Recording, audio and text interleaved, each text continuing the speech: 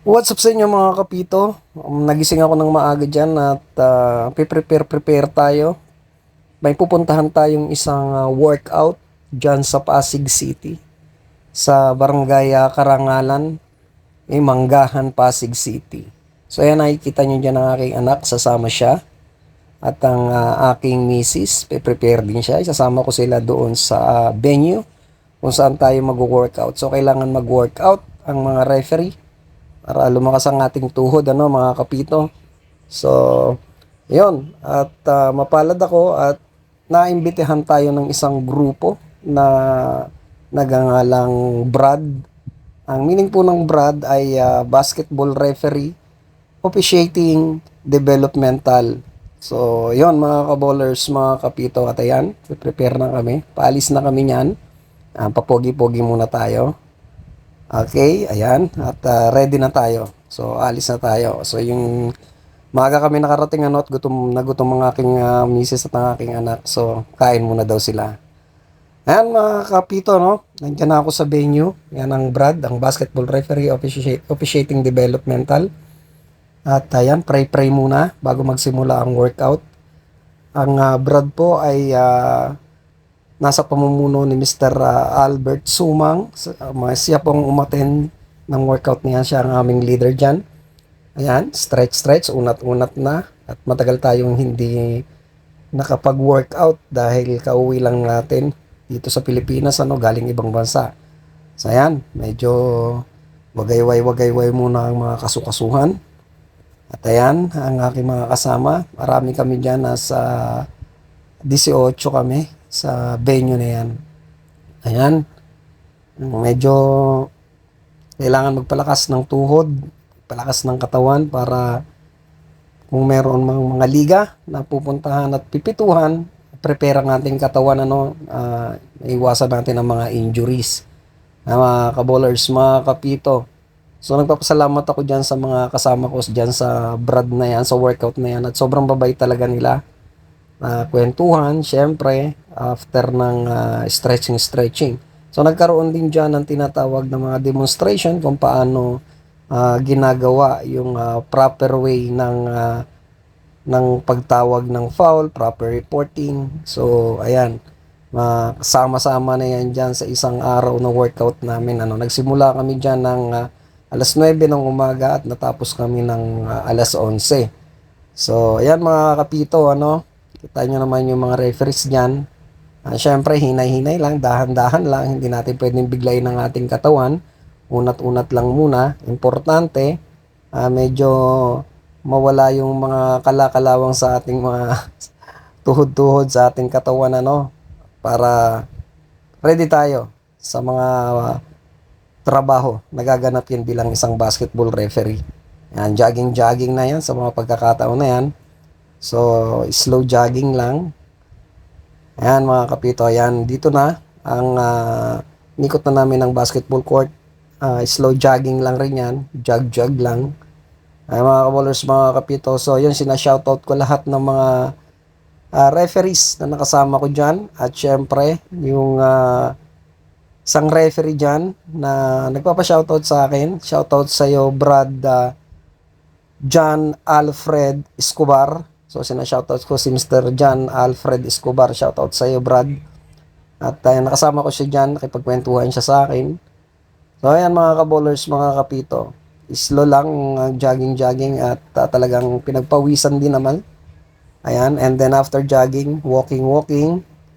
At para hindi mabiglang ating katawan, hindi tayo po pwedeng galing tayo sa takbo at umupo ka agad. So, yan natapos ang ating jogging. At ang susunod dyan, ayan, nagkakaroon na ng mga demonstration si Sir Albert Sumang kung paano ginagawa ang proper way ng pag-call ng mga violation at ng mga infraction, kung paano ang proper na posisyon ng referee sa loob ng basketball court. Okay, kasi sinasabi, always on the court. Laging ang ating tingin ay nasa court pa rin kahit nakatawag na tayo ng violations or ng infractions. So, yun. Shout out kay Mr. Albert Sumang. Napakagaling, at napakabait, syempre, na leader ng commissioner ng Brad. Nakita ko at nakausap po siya, talagang sobrang bait at siyempre nahulog ang ating kalooban sa kanya. Kaya patuloy tayong sumasama sa grupo ng Brad dahil wala namang kumbaga mabait na tao. Okay? So yan mga kabowlers, mga kapito. So sa mga pagkakataon na yan, demonstration pa rin ng proper way ng call. Okay, so yun mga kabowlers, mga kapito. Medyo maganda yung or talagang effective yung tinuturo sa atin or sa amin ng aming commissioner dyan.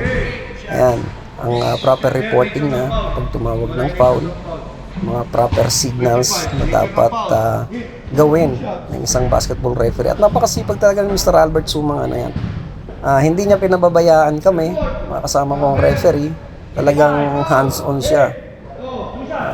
Kumbaga, paulit-ulit niyang sinasabi yung tinuturo niya hanggang sa ma-perfect ng mga referees. Lalong-lalo na yung mga baguhang referees. At yan ang inyong Uncle B. Nagde-demo rin siya. Siyempre, kailangan natin sumama sa mga demonstration ng ganyan o sa mga reporting. Okay? At yan ang ibang mga kasama nating referees. Okay? At talagang magagaling, no? Dahil passion nga natin ang pagre-referee. Kumbaga, ang buong puso at yung talagang focus sa workout na yan, nandiyo dyan. At makikita natin mga referees na talagang gustong matuto.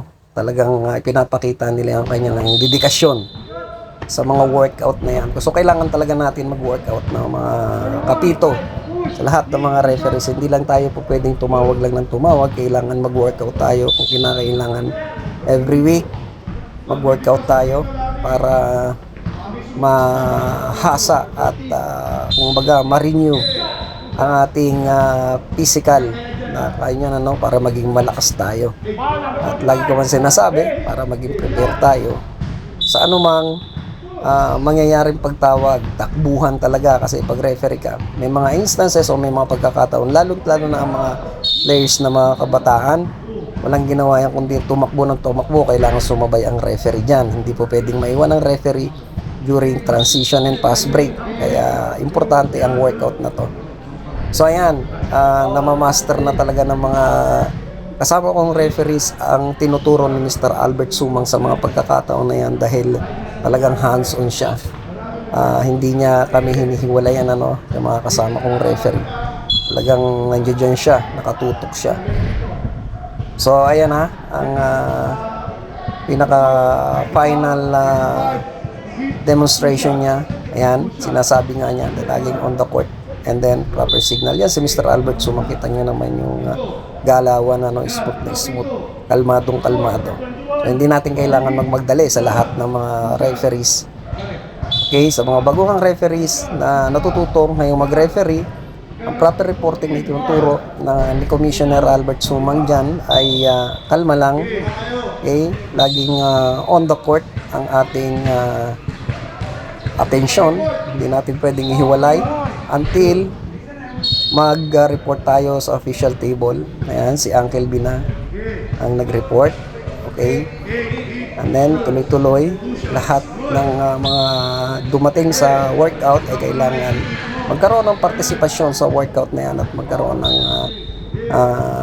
proper demonstration sa mga itinuturo. So yan, itutuloy ko lang lagi sinasabi ng commissioner niyo dyan, ni Mr. Albert Sumang, na ang pag-report sa table official ay kailangan kalma lang.